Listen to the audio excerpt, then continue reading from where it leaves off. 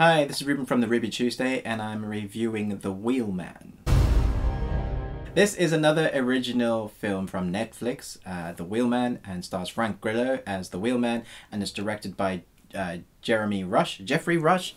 Oh my goodness, Jeremy Rush, a director who I've never heard of and who actually hasn't done anything. I think he's done a couple of TV episodes and one short film. So it's interesting that they're giving him this film, and I was a little worried about it. I seem to be really worried about other films where they go in a lot. But Frank Grillo. So if you know Frank Grillo, he was in Civil War. And you're coming with me.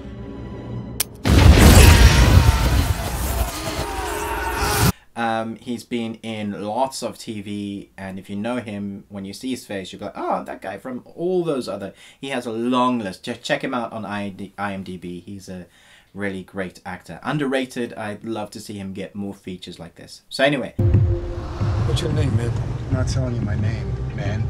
I'll just call you Wheelman. The Wheelman is about a broken family, about a man who has just come out of jail after doing a stint in jail, and he's been out for a year and he doesn't want to go back in, and he is a wheelman for doing various jobs, and it starts off with him having to do a bank job, and it goes horribly wrong, and he gets set up basically, and it becomes this kind of cat and mouse game with him and his car, trying to figure out who set him up, and the only person he can really trust is his 13-year-old daughter, who he is estranged with because of being in jail, and her mother, his ex-wife, doesn't want them to really get together, and there's this kind of relationship battle drama in between him trying to figure out what's going on, who set him up, and how he can get out of this whole predicament he's in. You don't listen to me, you're gonna get hurt. So,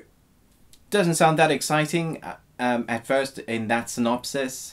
Do check out the trailer and you will see why it actually is really good. This is not the Fast and Furious, so don't think when you hear Wheelman or think the Transporter. It's not a hand combat where he's going to jump out the car and start beating up guys. It's not like super budget expensive where The Rock is, you know, defending torpedoes with his bare hands against a submarine. It's not that film. It's definitely got an indie budget.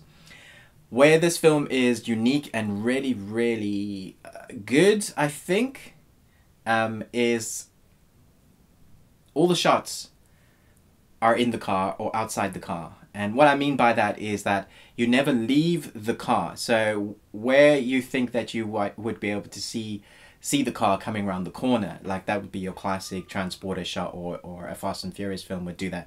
You see all the cars chasing them, this big, you know, long down a Hollywood drive or a set, and things are exploding. You don't get any of that. Most of the shots of the car are of the steering wheel, the handbrake, close up on his face as he's trying to turn the corner, and some shots on the bonnet or looking inside or on the wheel.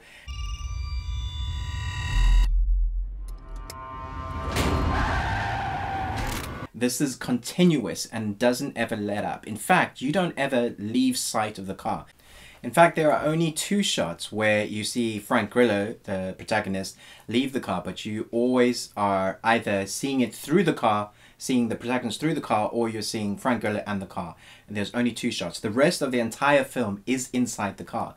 And for the first half an hour of the film, I thought I didn't like this film. I was thinking, oh, this is really weird. I was really uneasy, and probably within the 40-minute mark, I then realized what this film was trying to do. It was creating tension constantly. It never lets up. So where in the blockbuster it would take you out and you would see a wider shot and see cars go past and would release the tension, this film doesn't let up from the first 10 seconds, I would say. Even the beginning of the credits, you are thrust almost immediately into the car.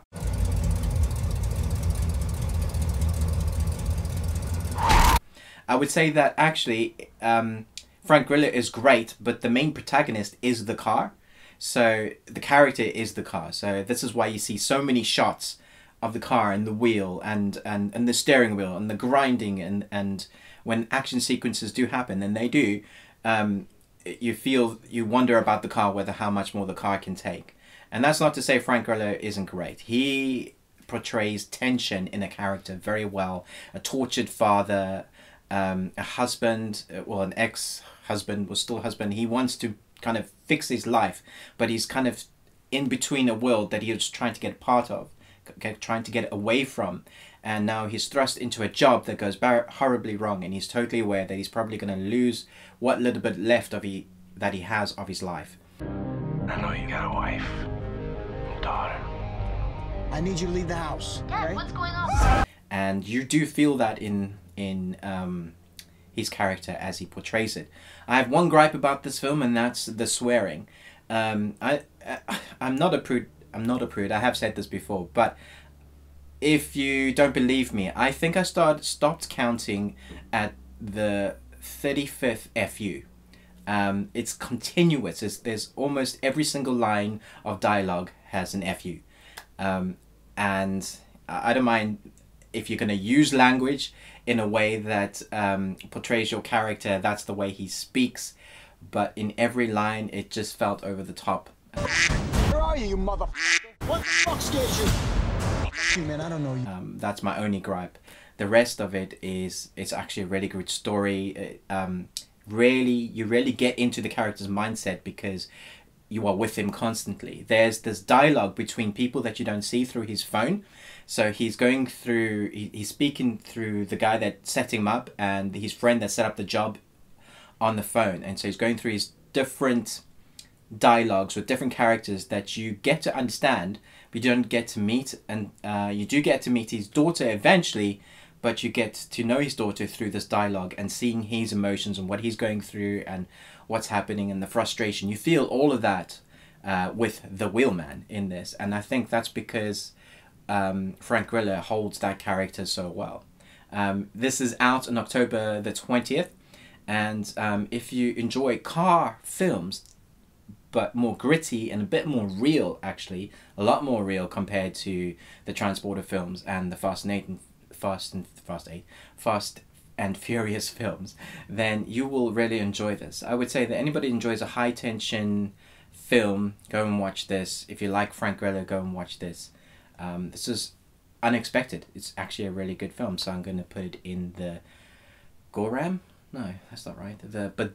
Great and awesome. I'm going to put this in the great and awesome.